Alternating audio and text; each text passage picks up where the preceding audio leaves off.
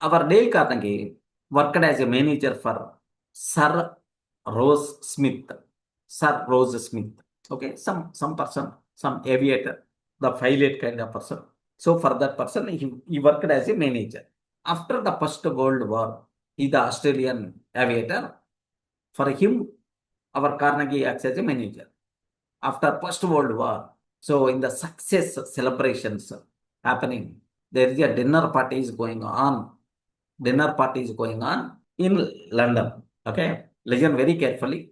This type of incident multiple times you face in our day-to-day life. Dinner party incident. There's a round table is there, of course.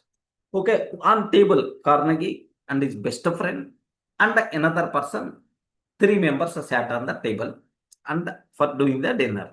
Then that person, of course, not three members, some more members are there. Okay, almost around 10 members are there.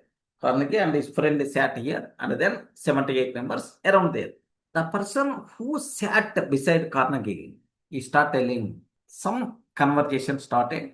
He start telling some story kind of thing. As a part of that story, he told one statement.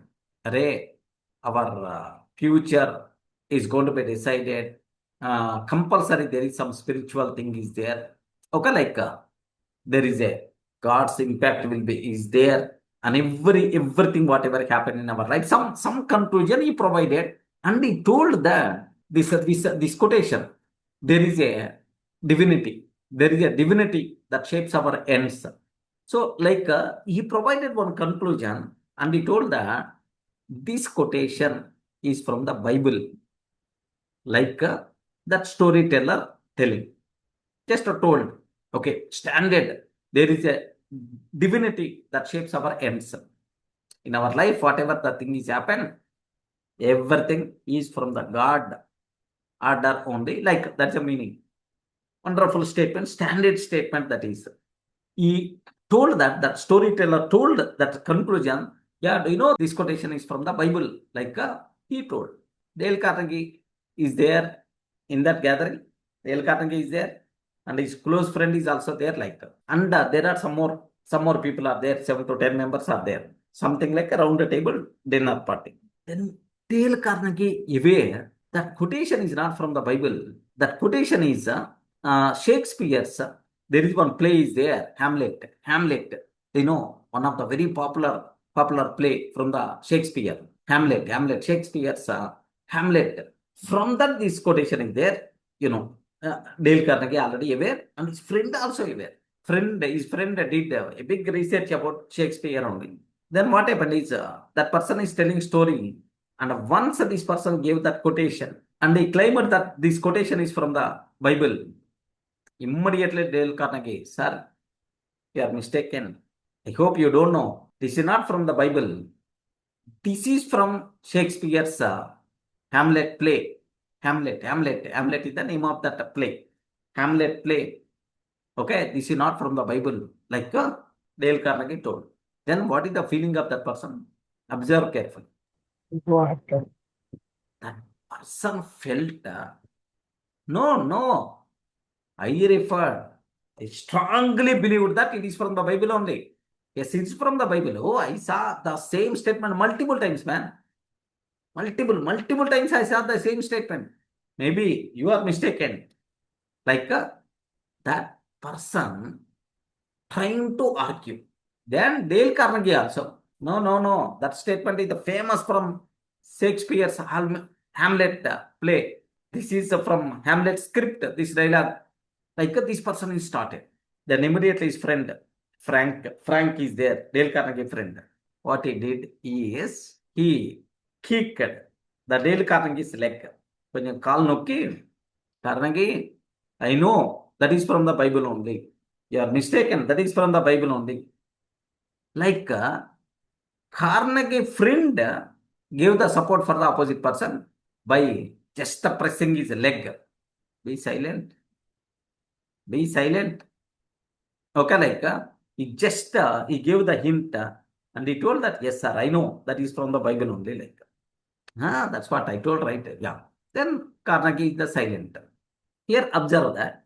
Then while going, his friend and Carnegie together, they are going after completing the dinner.